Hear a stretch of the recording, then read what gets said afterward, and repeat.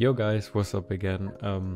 It's been a long time when I uploaded my last YouTube tutorial, but I'm back, and today I want to talk about lighting a little bit and show you how I light up my scenes. And yeah, so I will use a very simple scene in this case to show you that even if you got a very simple scene with the right lighting setup, you can make every scene look cinematic, every scene look cool. So we are going to use our default cube here, and I'm going to show you a few different techniques how to light up your scene. The first one is a very simple one with just the ground plane and the background plane. Let me extrude this on the Z axis and make it a little bit bigger on the Y.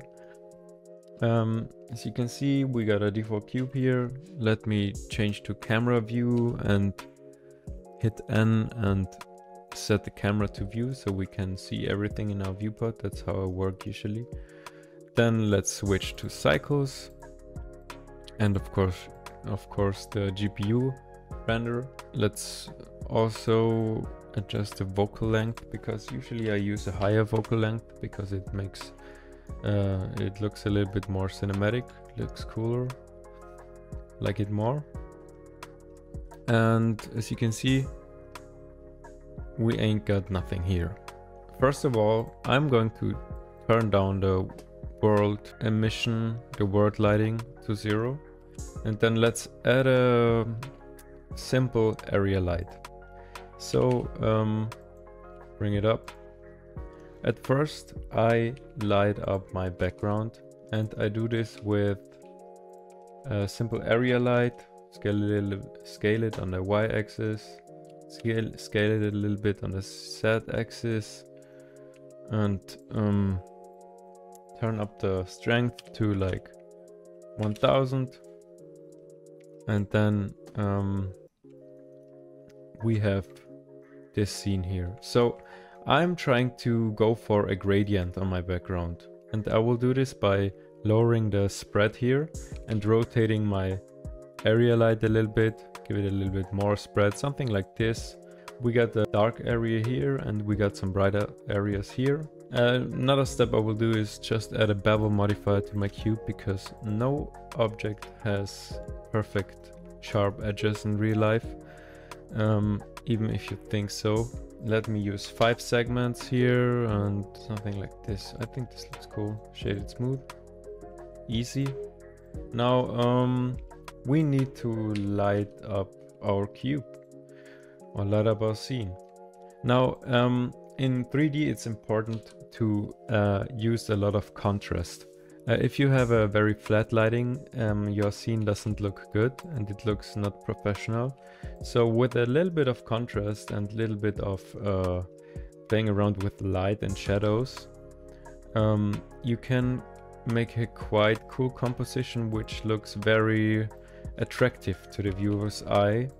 And I do this by, of course, creating an area light and giving it a shape like this, and we're going to create a beam, a light beam, which is emitting from the right side onto our cube, something like a light strip. And I'm going to do this by setting my power to like 200 and then lowering the spread of my light. And as you can see, we got such a cool setup by just decreasing our spread here, positioning our area light slightly on the right side and emitting onto our cube. Let's adjust our background a little bit more. Our background light, something like this is cool. And for background lighting, I usually use lightlinking, which is new in Blender. So we don't have any light from this emitter shining or affecting our main object, which is our cube in this case. And I do this by light linking. You select your light and then go to object properties here, and under shading you can create light linking, hit new, and then just drag and drop your plane or your background plane into this section here. And now the light will only affect our plane, not our cube. Yes, so we can move it around. Oops, we can move our light around however we want, and it won't affect our cube, which gives us already some cool options to play around with. And I think I'm going to make a clean gradient from the right side, which is brighter, to the left side, which also makes sense because we got our dark side here on the cube and the darker background section here. You can also bevel your edge here and hit mouse wheel and subdivide it a few times and then hit shade smooth. So we got like a seamless edge here. I think this already looks pretty cool. This is a very simple technique. We only used like one area light with a low spread, and it already has a kind of interesting and industry standard look to it. I think we can give it a texture too, so we can enhance this. I think we're going to use this one. Just drag and drop it onto your cube. This is blend kit or blender kit, by the way. I love it. I think everybody of you knows this. Now, yeah, I will adjust the texture here with UV editing. Scale it down like, yeah, this is okay. Okay. As you can see here, when I go to my main view here again, this looks already pretty interesting and I love it. It's very simple, it's minimalistic, but that's what we are going for in motion design. Clean looks, easy to recognize your main objects.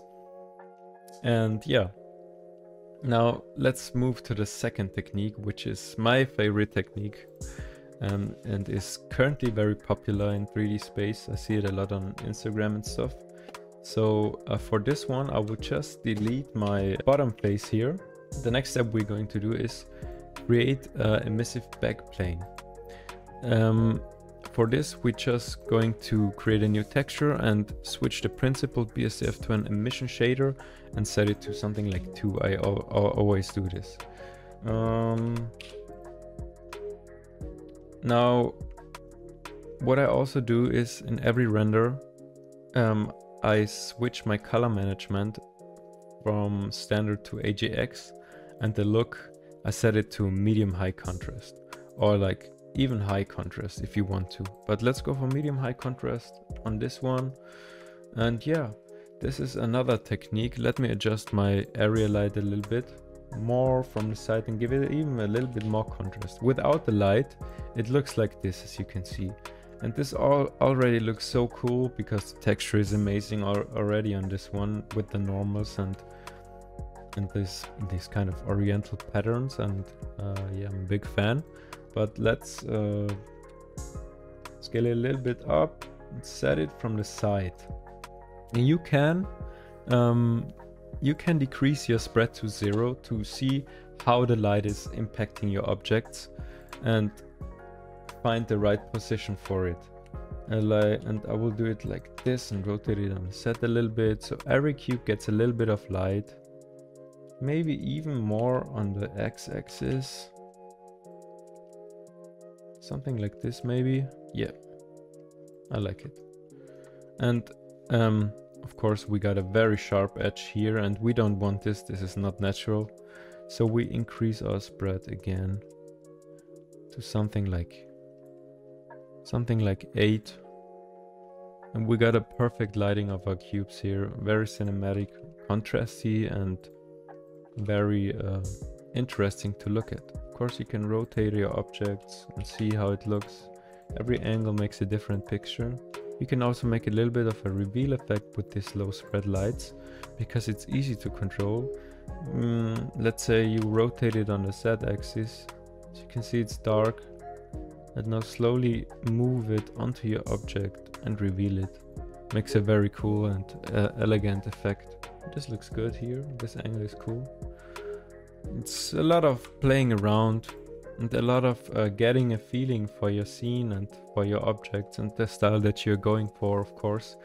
But as you can see, lighting isn't that difficult. We use let's delete this one. We don't need this one. We just use a simple area light and emissive backplane, and this basically gives us a very clean and interesting look. Now that's basically everything. Of course, stick around, don't give up. 3D is not learned in a day or something. You have to get a feeling for this. Also watch tutorials from photographers and people who are in the industry only focusing on the light, or scene directors or something. Watch every content you can get your hands on. And yeah, never stop being creative, never stop blending, and have a great time. See you soon.